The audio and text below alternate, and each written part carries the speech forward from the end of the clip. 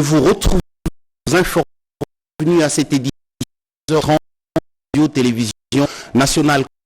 Mesdames et messieurs, le titre de votre journal. Unir féminine, durable, égalitaire, c'est l'âme de la Journée internationale de la femme nationale.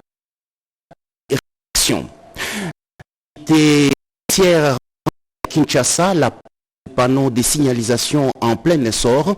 Vous suivez le journal, la première réalisation, c'est tout pour le titre. Chaque 31 juillet, l'Afrique célèbre le gardien de la culture et de la famille. La journée internationale de la femme africaine est une occasion pour la femme de réfléchir sur sa place réelle et ses droits au sein de la société. Mais quelles sont les origines de cette fête, de cette journée? Rappel historique de cette célébration dans ce reportage de Herdis Kitutu. La journée de la femme africaine, une occasion de célébrer la reconnaissance du rôle et de...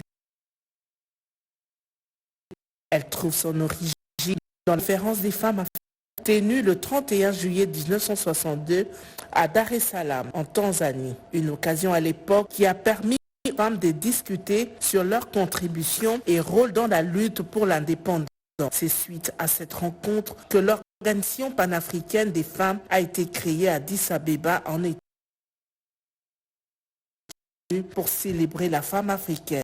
Placée sous le thème « Enracinée dans la grandeur, célébrer les femmes d'ascendance africaine ». Cette journée a pour objectif sensibiliser les femmes sur leurs droits, encourager les femmes sur leur participation dans les sphères politiques, économiques et sociales, mettre en avant les contributions des femmes africaines, notamment l'éducation, la santé et l'environnement.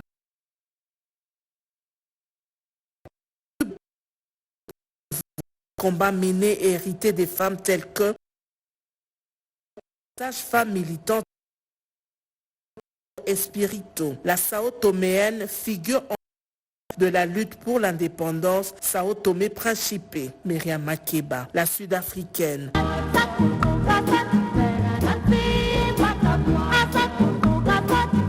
La voix panafricaine a parcouru le monde entier pour lutter contre l'apartheid. Par la musique, Kimpa Vita, prophétesse Congo, a joué un rôle important dans l'histoire du royaume Congo, figure de la résistance anticoloniale et mère de l'unité africaine. Plusieurs femmes du continent africain. Toujours en rapport avec cette journée internationale de la femme africaine, réfléchissons sur le défi que les femmes en Afrique face à la vie sociale avec Luzette Sakala.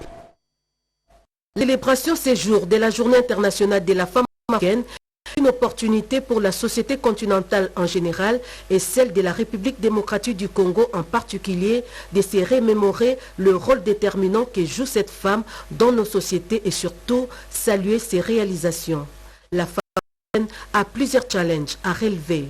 Stigmatisation, inégalité sociale, économique et politique et au poids de la culture qui la marginalise et la met sur les bancs des accusés. En Afrique de l'Ouest, elles sont encore nombreuses à être victimes de l'incision, des pratiques qui sont des à son épanouissement. En et debout, résiliente, vaillante. Elle est une actrice majeure et incontournable pour le développement de sa communauté. En ce jour qui lui est dédié, elle mérite attention et considération. Pour sa célébration,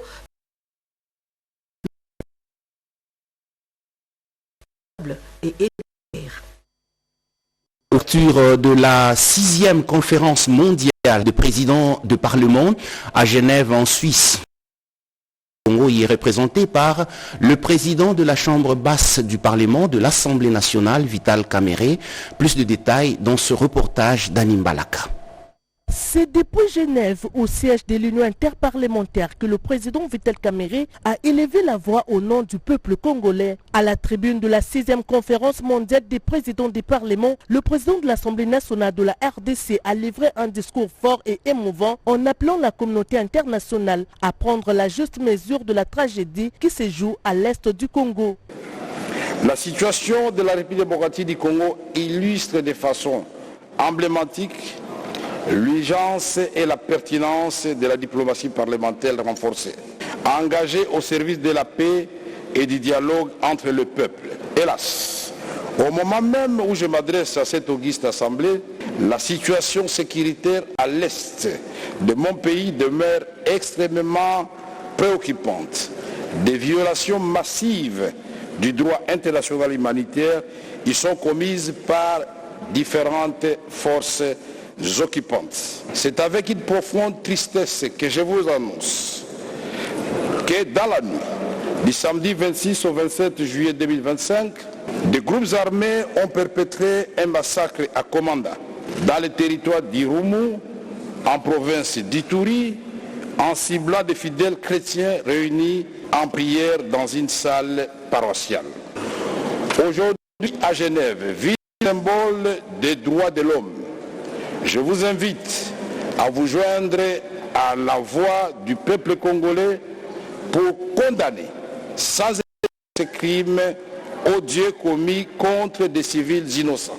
Pour le président de la Chambre basse du Parlement congolais, la paix en RDC est une affaire mondiale. Elle conditionne la stabilité de toute la région des Grands Lacs et engage la conscience universelle, condamnant fermement les crimes odieux perpétrés contre les civils. Notre pays, à travers le leadership de son président, Félix-Antoine Tshisekedi Tshilombo, a fait le choix courageux de la paix avec notre voisin, le Rwanda. Une paix juste, sans toutefois renoncer à sa souveraineté et encore moins à la justice et à la réparation. La conclusion des processus de Washington et de Doha suscite beaucoup d'espoir dans la perspective de restaurer la paix dans la région des Grands Lacs et de créer des conditions d'une prospérité partagée. Le speaker de la Chambre basse du Parlement congolais a également insisté sur le rôle crucial de la diplomatie parlementaire dans le conflit et la promotion d'une stabilité durable. Si le président de la Chambre basse du Parlement a séjourné à Genève, si le vice-premier ministre, le ministre de l'Intérieur, lui séjourne en Angola. Daniel Mukoko Samba est en mission économique sur place. Il a présenté les opportunités d'Afrique en public d'affaires en République démocratique du Congo devant les opérateurs économiques évoluant en Angola. Il y a eu également l'échange d'expériences dans différents domaines d'activité économique. On fait les points avec Rodé Panda. Pour une coopération économique garantie entre la RDC et l'Angola, les deux États qui partagent 2511 km de frontières, le vice-premier ministre, ministre de l'économie nationale, Daniel Mukoko Samba, a conduit une délégation des économiques congolais à Luanda pour établir avec les acteurs économiques et d'autres partenaires étrangers afin de redynamiser le secteur privé national et attirer des investissements extérieurs. Entreprises portugaises mobiles basées à la spécialité dans la construction, l'ingénierie et la gestion des déchets a fait la première étape de ces contacts en tête de mots RDC, tout l'expertise technique, le financement pour Daniel Kokosa a souligné l'importance pour aider et son appuyer sur les entrepreneurs locaux, membres d'affaires à ces marchés. Le directeur général de Gécotras et président de l'association congolaise des communes en douane, Dieu de a exprimé la satisfaction et la qualité des avant de souligner l'importance de mise en place d'une efficace. On parle du partenariat RD corridor Lobito pour que nous puissions profiter de ce corridor Lobito. Quand même connu le pays, nous arrivons à régler la question de la coordination. Parce que si nous ne faisons pas attention, nous risquons de rater la concrétisation de ces partenariats par de la. Pour la RD et l'Angola, membres de SADC et la CDC, une coopération économique demeure une nécessité pour garantir l'émergence dans la région d'Afrique centrale et australe. La commercialisation du crédit carbone pour financer les projets de réduction des émissions de gaz à effet de serre dans la province de la Chopo et la sensibilisation sur la conservation de l'environnement, voilà des sujets au cœur de l'entretien que la ministre d'État en charge de l'environnement a eu avec la délégation de la province conduite par le gouverneur de province, Chimène Dondo. La question stratégique de la commercialisation de la province de la Chopo ainsi que la sensibilisation à la conservation de l'environnement ont été au cœur d'un échange entre la ministre d'État en charge de l'environnement et développement durable, Eve Bazaïba Massoudi, et une délégation provinciale conduite par les gouverneurs Lendonga, accompagnés de plusieurs leaders nationaux et sénateurs originaires de la Chopo. Le gouverneur a présenté à la patronne de l'environnement les attentes de sa province, notamment en ce qui concerne une meilleure prise en compte des intérêts des communautés locales dans la gestion et le retombée du marché carbone. Pour Paulin Lengolia, il est impératif que les populations riveraines, premières gardiennes forestières, bénéficient directement des revenus générés par la vente des crédits carbone. Quand nous conservons nos profits, nous devons en tirer aussi profit dans le principe de pollueur payant. Ceux qui sont en train de polluer et doivent payer et ça se paye sur base de la séquestration de carbone que nos forêts sont en train de séquestrer. Alors nous avons réfléchi sur ça, comment est-ce que nous devons accompagner la population et les communautés locales dans le cadre de foresterie locale.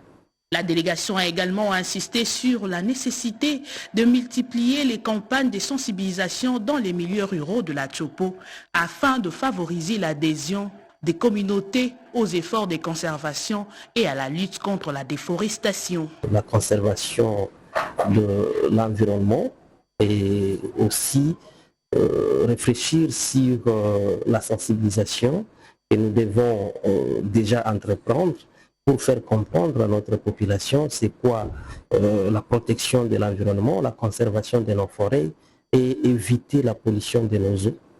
Parce que la vie de notre population dépend. Cette rencontre entre les autorités de la Chopo et la ministre de intervient dans un contexte où la RDC, qui abrite la deuxième plus grande forêt tropicale du monde, cherche à concilier valorisation écologique et retombée économique au profit de ses populations.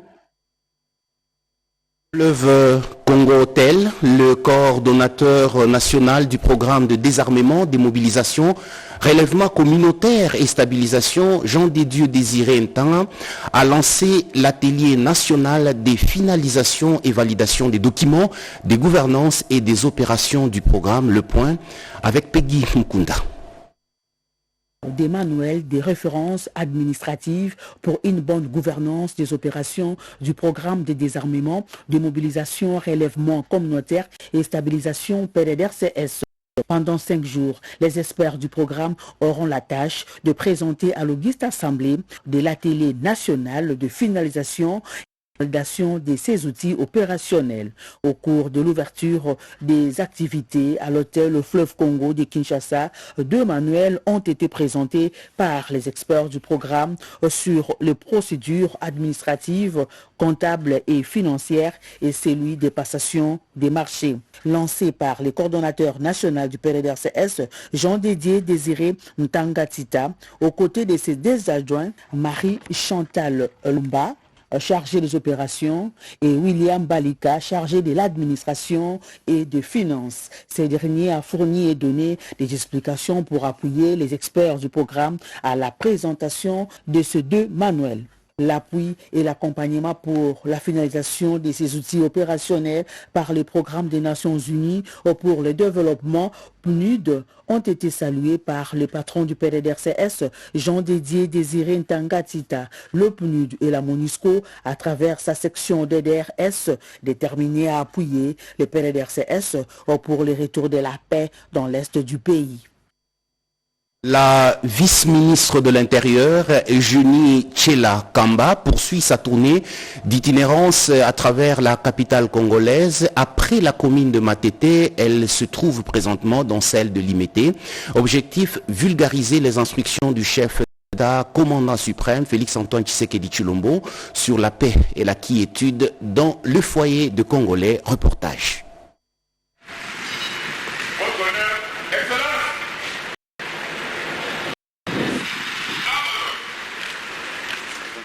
L'itinérance de la vice-ministre de l'Intérieur, Eugénie Tchela Kamba, pour la redynamisation du mariage existant entre les éléments de la police nationale congolaise et la population se poursuit à travers tous les coins de la capitale congolaise. À l'étape de Kingabwa, dans la commune de Limete, les numéros 2 de la territoriale du pays embarquent pour rappeler aux forces de l'ordre les fermes instructions du chef de l'État et commandant suprême Félix-Antoine Tshisekedi Tshilombo, le maintien de la paix et la quiétude de ses compatriotes. En compagnie de la population, plusieurs heures à pied dans toutes les rues de Kingabwa, Eugénie Tchela Kamba a pris possession du bureau de la police nationale congolaise Point Chaud, où elle a évalué le travail abattu par ces hommes dans la traque contre les Koulouna. Séance tenante, tous les dossiers liés à la sécurité ont été passés en revue. Le périple d'Eugénie Tchela Kamba l'a également conduit tard dans la nuit dans tous les amigos pour vérifier l'authenticité des rapports transmis responsable de la police. Une satisfaction pour l'autorité qui a félicité les ambassadeurs pour leur travail remarquable sur terrain. Le cortège de Eugénie Tchela Kamba est reparti avec une satisfaction totale. Le gouverneur de la province du Mali a mis aux services concernés quelques matériels pour renforcer la sécurité et la jeunesse. Émile Ramazani Bamboula, reportage. Le gouverneur de la province du Mali, Moussa Kabwankoubi Moïse, vient de remettre ce mercredi 30 juillet 2025 quelques matériels pour le renforcement de la sécurité et pour l'encadrement de la jeunesse du Maniema. Après la remise des téléphones au chef de quartier, le ministre provincial des Transports, Ole Kolungundu, au nom du gouverneur de la province, a remis symboliquement les motos aux associations de motards. L'activité de séjour avait des axes principaux. C'est ça de la sécurité. Là, nous venons de renforcer la sécurité de proximité que nous appelons en Swahili Kumbako. Nous avions promis au chef de quartier, au chef de bloc, des téléphones Android parce que désormais nous allons créer un groupe où sera le gouverneur suivi du vice-gouverneur, des membres du gouvernement, des chefs de quartier et des blocs pour suivre de très près la situation sécuritaire de la ville. Et là, on vient de remettre 200 téléphones Android, 2000 sifflets, plus 20 motos. Alors, pour l'encadrement de la jeunesse, comme vous le savez, à ce jour, la province du Maniema n'a pas d'entreprise digne de ce nom. La plupart des jeunes qui terminent les études, ils font malheureusement le travail des motards. Alors il fallait les encadrer. Souvent, ils obtiennent les motos dans des conditions très difficiles. Nous avons facilité l'accès des motards aux motos en contrepartie des taxes conventionnelles. Je le disais en titre, comment éviter les accidents des circulations, les embouteillages et autres pratiques inciviques sur les artères. La Commission nationale de prévention routière est en pleine implantation de panneaux de signalisation dans la ville de Kinshasa. La première phase concerne le tronçon Kitambo magasin UPN, route Matadi, avenue Mondjimba, boulevard du 30 juin, gare centrale. Rodé Panda, reportage. Lutte contre les accidents de circulation routière, embouteillages et autres antivaleurs observés sur les chaussées dans les pays en général et en particulier dans la ville de Kinshasa, une priorité pour le vice-premier ministre, ministre des Transports et Voies de Communication, Jean-Pierre Bemba Gombo. La Commission nationale de prévention routière, CNPR, est déterminée à jouer son rôle dans la prévention et sécurité routière. Bienvenue Mounia Soubi, président de la CNPR, a procédé à la nuit de mardi 29 juillet 2025 au lancement de travaux d'implantation et réimplantation des panneaux de signalisation routière dans la capitale. Les tronçons qui Tambo Magasin, UPN, route Matadi, avenue Monjiba, boulevard 30 juin jusqu'à la gare centrale étaient la première phase de cette opération. L'objectif est de faire parler à suffisance les routes de Kinshasa. Selon Bienvenue Mouniasubi, cette initiative s'inscrit dans la dynamique de modernisation du réseau routier urbain visant à améliorer la visibilité, la compréhension et le respect du code de la route. Les panneaux de signalisation font parler les codes de la route. Les panneaux de signalisation sont institués par les codes de la route. Quand nous implantons le panneau, c'est pour illustrer la loi sur la chaussée. Nous faisons donc appel à tous les usagers de la route, les chauffeurs et les piétons, de pouvoir respecter les panneaux de signalisation quand ils sont en train de circuler sur la route. La CNPR entend intensifier la sensibilisation des usagers de la route au respect du code de la route et des différents panneaux de signalisation. Le secteur de microfinance en République démocratique du Congo est encouragé à intérioriser la culture d'assurance. Regardez cette activité de sensibilisation à Béni dans la province du Nord Kivu. Un partenariat dans l'inclusion financière en République démocratique du Congo est désormais scellé entre la SMICO SA et Rausur Assurance à travers ses filiales vie et non-vie, acteurs majeurs du secteur des assurances en RDC. C'est pour la première fois qu'une institution de microfinance rend accessible à des milliers de Congolais issus des couches les plus vulnérables des produits d'assurance adaptés à leur réalité afin de protéger leur famille, leurs revenus et leur avenir face aux aléas de la vie, a indiqué M. Pacifique Ndagano, directeur général de la SMICO. Mais nous avons tout de suite compris que notre clientèle avait besoin de retrouver à travers notre offre des solutions à leurs besoins. Alors aujourd'hui, comme je le disais, c'est vraiment un très grand jour parce que nous avons reçu l'agrément de l'autorité des régulations et des assurances à l'RDC pour finalement commencer à faire la banque assurance. Pour Toto, responsable à Rausur, il s'agit d'une belle option pour rendre accessibles les services de la banque assurance à la population congolaise. Avec la banque assurance, comme le dit, c'est un one-stop shop. C'est-à-dire, aujourd'hui, on donne accès à un partenaire, à un client de SMICO ou à un membre de SMICO d'avoir accès à tous les produits d'assurance via les guichets de SMICO. Vous aurez aussi bien les produits d'assurance ici, comme j'ai passé Gladi, et d'autres produits d'assurance, d'assurance voyage. On va d'abord. La salle polyvalente de la mairie dans la ville d'Ouvira, province du Sud Kivu, a servi de cadre à l'atelier de consultation sur les critères d'éligibilité pour le financement de projets commerciaux dans la région Grand Carthage. Émilie Kaindou. Il s'agit ici d'un atelier de consultation axé sur des critères d'éligibilité des bénéficiaires et de sélection de projets aux subventions dans le cadre du projet du commerce d'intégration dans la région du Grand Lac. Pendant 2 jours, soit du 28 au 29 juillet, la salle polyvalente de la mairie de la ville a accueilli l'initiative du consortium Kivu Entrepreneur chargé de l'exécution du sous-projet gestion du mécanisme de subvention du FPCIG, les plateformes d'associations des petits commerçants transfrontaliers, les associations agripreneurs ainsi que des prestataires de services dont des représentants de la Fédération nationale des entreprises du Congo. Tous potentiellement éligibles aux subventions pour souligner l'importance de cette étape considérée comme cruciale pour stimuler le développement économique de la sous-région. Patrick Okitaela en fait l'économie. Je suis très content parce que les critères sont déjà connus. Je suis content parce que je connais déjà l'essai, la grandeur de ces critères. Ça va nous aider à faire des formations, à faire de sensibilisation pour que ces critères puissent répondre à tout le monde.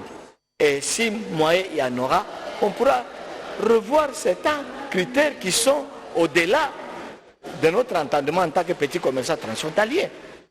Le PFCIGEL est une initiative du gouvernement congolais mise en œuvre par le ministère du Commerce extérieur avec l'appui de la Banque mondiale. Plus de 20 000 candidats autodidactes et scolarisés dans la province du Kasaï oriental ont participé aux épreuves de l'examen d'État 2024-2025. C'est le gouverneur de province qui a lancé l'exercice d'évaluation. Reportage. Le gouverneur de province intérimaire du Kasaï oriental a lancé officiellement lundi 28 juillet 2025 la 58e session de l'examen d'État 2025. La cérémonie a eu lieu à l'école Caroline Baron à Lukelenge en présence des différentes autorités provinciales. Dans son discours de circonstances, l'IPP Pierre Kabianda, dans ses explications techniques, a donné les statistiques de cette année pour le Kasaï oriental 1. La province éducationnelle du Kasaï oriental 1 organise 56 centres. Pendant cette session ordinaire, la province attend 20 794 candidats, toutes catégories confondues, les vulnérables et enfants compris. Le nord de province, pour sa part, a exprimé sa reconnaissance aux enseignants qui donnaient les meilleurs aux parents et aux tuteurs pour leur accompagnement constant aux finalistes. Kayemba Moulemena a demandé d'aborder cet examen d'État avec sérénité, discipline, honnêteté, confiance en soi, rejetant toute tentative de tricherie. Puis le gouverneur Aïe a visité quelques centres d'examen et le centre de correction installé à Boujimaï. Une innovation qui lui a fait la joie. Je suis très ravi, c'est pour la première fois. Je pense qu'on innove cette fois-ci l'édition 2024-2025 des examens d'État. Je suis très content. J'ai vu les salles avec des équipements modernes. Je ne peux que dire merci au chef de l'État. Docteur en médecine en République, Karine Kanga Kouzassa a soutenu sa thèse sur la motivation de ressources humaines des hôpitaux de la ville de Kinshasa, études comparatives des hôpitaux du secteur public de l'État et du secteur privé. Rodépanda. L'Université catholique du Congo, UCC, a déversé sur le marché d'un CFA pour l'année 2024-2027 440 lauréats. Le ministre de l'Enseignement supérieur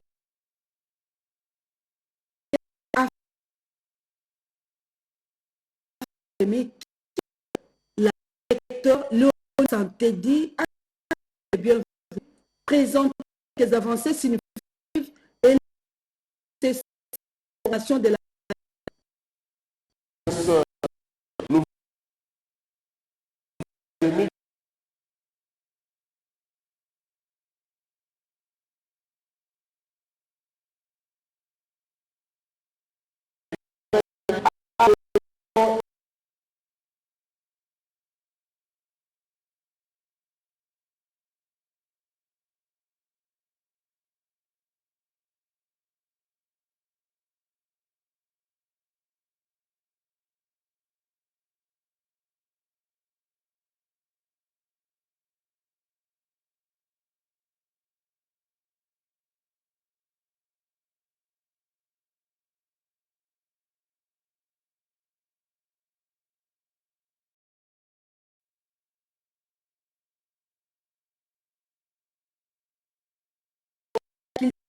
canonique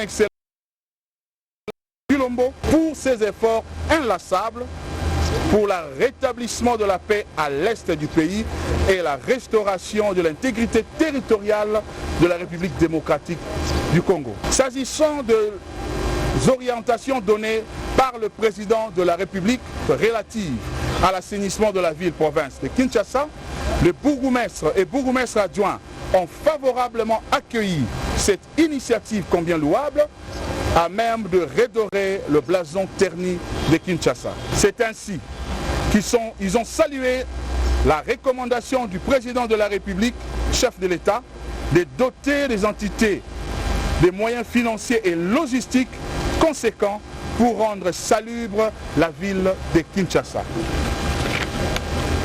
Ils promettent de mouiller le maillot et de donner le meilleur d'eux-mêmes pour rencontrer cette préoccupation exprimée par le premier citoyen de la République.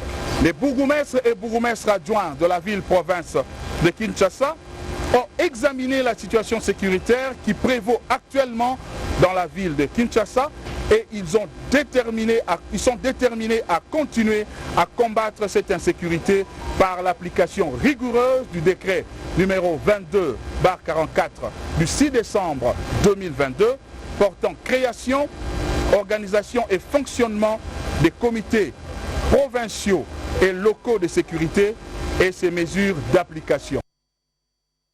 L'observation de cessez-le-feu par les forces armées de la République démocratique du Congo consécutive à l'accord de Doha. Plus de 2000 élèves privés d'école au Sud Kivu, ces quelques titres parmi tant d'autres constituent l'ossature de la revue de presse de ce jeudi 31 juillet 2025. Jean-Pierre Ndolo Demazou, Jiresto Funge.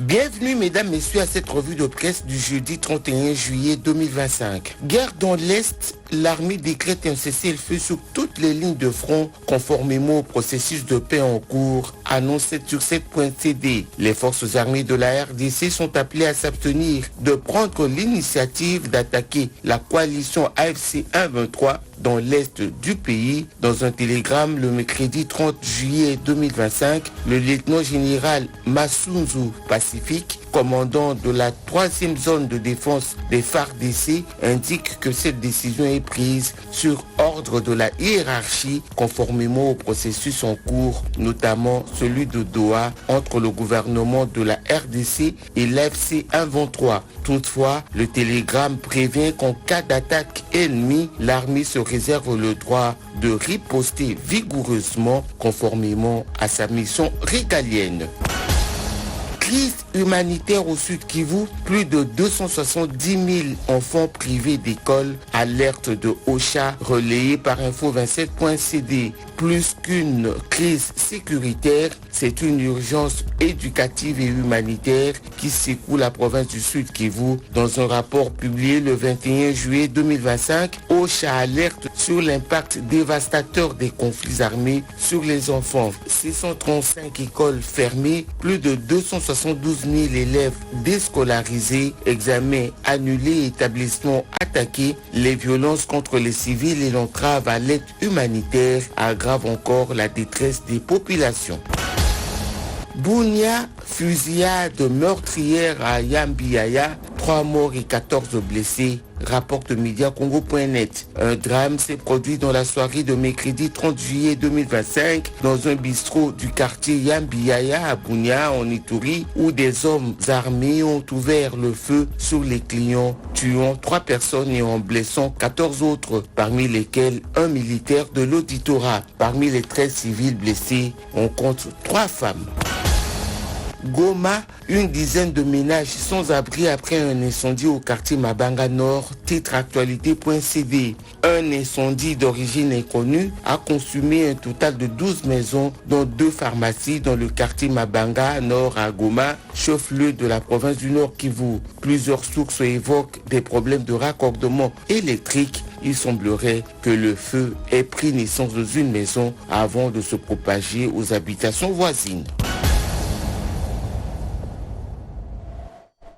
Coordonné par Luzette Sakala et réalisé par Pascal Chissot et André Njeka avec le concours rédactionnel de Blandine Mangbaou. Ce journal est terminé, 19h Mireille Ndeke. Mesdames, messieurs, excellente journée en compagnie de la nationale, votre chaîne.